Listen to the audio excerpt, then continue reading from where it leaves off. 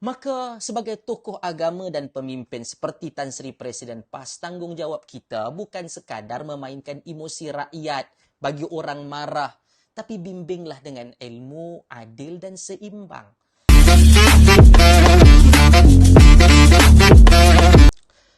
Bismillahirrahmanirrahim. Assalamualaikum warahmatullahi wabarakatuh. Sahabat-sahabat yang saya hormati sekalian. Saya ingin mulakan bagi penjelasan ataupun jawapan balas kepada artikel Presiden PAS dengan membawa ringkasan kenyataan Presiden PAS di media sosial beliau melalui artikel Minda Presiden PAS bilangan 25 tahun 2026 bertarikh 8 April 2026. Tajuk artikel yang berat lagi provokatif tersebut adalah umat Islam tertipu lagi. Beliau berdalilkan kepada 5 ayat Quran dan retorik politik, dan secara ringkas saya bawakan apa yang beliau sampaikan melalui artikel tersebut. Pertama, beliau menyatakan Malaysia tak disekat oleh Iran. Malaysia mempunyai sumber minyak sendiri.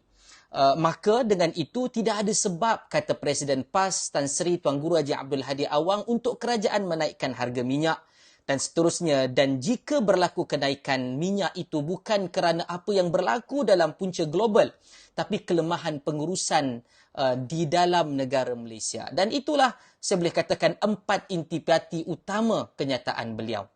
Sahabat-sahabat, kenyataan ini nampak macam dan seakan-akan logik.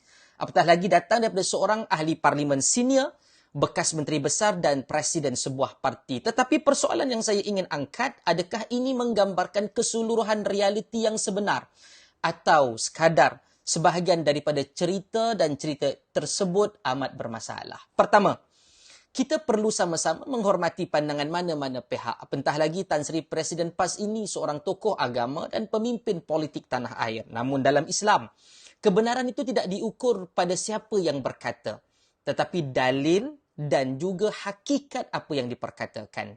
Ini seperti yang dibawa oleh Saidina ataupun disebutkan, diriwayatkan daripada perkataan Saidina Ali bin Abi Talib, innal haqqa la yu'rafu birrijal, i'riful haqq ta'rifu ahlah. Kenalilah kebenaran, nescaya kamu akan kenal siapa yang benar.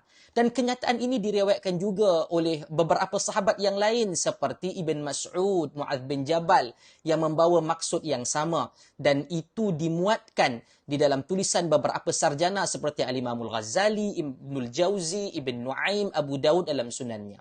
Maka, jom kita nilai apa yang dituliskan, yang diperkatakan oleh Presiden PAS itu berdasarkan fakta, bukan fanatik yang membuta tuli.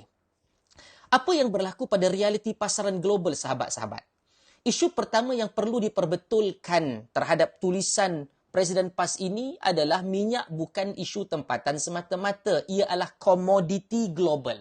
Apabila berlaku konflik di Iran, laluan utama seperti Selat Hormuz terganggu, harga minyak dunia akan naik. Dan Malaysia, apa yang berlaku kepada Malaysia?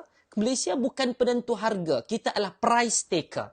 Jadi walaupun Malaysia tidak disekat secara langsung, kita tetap terkesan melalui kenaikan harga global. Dan itu bukan berlaku di Malaysia sahaja, Tan Sri Presiden PAS. Seluruh dunia, seluruh ASEAN juga. Dan realiti Malaysia yang merupakan pengeluar dan pengimport. Jom kita tengok. Ya, benar Malaysia ada minyak. Tetapi kita perlu juga jujur dan berhati-hati dengan fakta bahawa kita menggunakan minyak itu lebih daripada yang kita hasilkan. Maka kita perlu import. Ini bermaksud Malaysia ialah pengimport bersih ataupun net importer. Jadi apabila harga minyak global naik, kos juga akan naik. Dan ini bukan persepsi. Ini adalah soal struktur dan fakta ekonomi sebenar. Juga diangkat dalam tulisan itu berkaitan dengan subsidi dan kos sebenar. Seterusnya tentang isu ini, dua isu ini, isu subsidi dan kos sebenar, ramai yang kata, termasuk sebagian ahli politik, dan mungkin diberikan secara langsung dan tidak langsung di dalam penulisan Presiden PAS ini, dengan mudah, kerajaan subsidi sajalah. Benar, kerajaan boleh untuk menambah. Kerajaan meneruskan subsidi, bahkan kerajaan dikatakan perlu tambah lagi. Tetapi subsidi ini bukan benda percuma, Tan Sri Presiden dan rakan-rakan. Subsidi yang kita letakkan, kita tampung daripada harga sebenar komoditi itu, datang daripada hasil negara, datang daripada wang percukaian rakyat itu sendiri. Apabila subsidi meningkat berbilion ringgit daripada 700 juta kepada 3.2 bilion, ia bermaksud mampu mengorbankan ruang dan juga belanjawan kepada pembinaan dan pembaikan hospital, pendidikan sekolah-sekolah dan juga pembangunan jangka masa panjang. Dan dalam Islam ini yang dikatakan sebagai maslahah ammah yang umum, menjaga keseimbangan kepentingan seluruh masyarakat, bukan hanya beberapa perkara sahaja. Maka untuk kita katakan membuka ruang kepada kritikan yang adil, benar. Isu kebocoran dan ada salah urus itu perlu untuk ditegur. Ini tanggungjawab semua, Perdana Menteri, pembangkang kerajaan. Dan itulah Tan Sri Presiden PAS yang diulang-ulang oleh PMX yang amat berhormat Perdana Menteri tentang salah tadbir urus, tentang isu tata kelola. Namun apa yang berlaku? Beliau disindir, dikutuk oleh rakan-rakan dan juga Tan Sri Presiden PAS itu sendiri. Namun dalam waktu yang sama, kita tak boleh menafikan dengan wujudnya isu tentang tata kelola, kita tak boleh nafikan realiti global untuk menyatakan tiada sebab harga naik tanpa mengambil kira sistem dalam dunia adalah satu penyederhanaan fakta yang tidak lengkap dan satu kenyataan yang tidak bertanggungjawab. Maka sebagai tokoh agama dan pemimpin seperti Tan Sri Presiden PAS, tanggungjawab kita bukan sekadar memainkan emosi rakyat bagi orang marah, tapi bimbinglah dengan ilmu, adil dan seimbang. Tan Sri Presiden PAS tahu tentang firmanullah Ta'ala surah An-Nisa ayat 135, ya ayyuhalladzina amanu kunu qawwamina bil qista. Orang-orang beriman, jadilah kamu penegak keadilan. Maka sedikit kesimpulan daripada jawapan balas saya kepada Presiden PAS, Malaysia ini memang pengeluar minyak. Tapi Malaysia tidak bebas daripada realiti ekonomi global. Harga minyak hari ini bukan hanya ditentukan Malaysia secara sepihak, tapi oleh sistem seluruh dunia. Dan sekiranya kita tidak mampu menghadam fakta dan realiti tentang dampak konflik global ketika ini, pilihan yang terbaik mungkin untuk tidak mengulas. Jangan ulas, diam sahaja lebih baik. Kalau kita tak dapat faham, tak dapat hadam.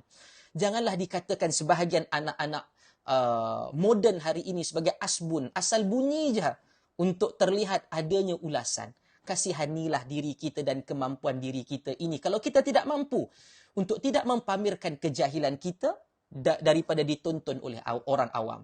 Saya teringat kata-kata hikmah Arab yang terkenal sebab dalam teks dan juga tulisan Presiden PAS itu, dia bawa banyak ayat-ayat Al-Quran, pandangan-pandangan ulama, perkataan-perkataan Arab. Jadi saya ingin kongsikan juga kepada Presiden PAS dan juga sahabat-sahabat yang menonton kata-kata hikmah Arab. Rahimallahu mara'an arafa qadra nafsihi falazimahu wa arafa haddahu fawaqafa indahu. Semoga Allah merahmati insan yang mengenali kadar kemampuan dirinya, lalu tetap mengetahui kemampuannya dan mengenali batas dirinya, lalu berhenti tatkala dia tak mampu untuk menghadam apa-apa yang berada di hadapannya. Maka sahabat-sahabat semua, dalam kita menegur kerajaan, kita perlu adil.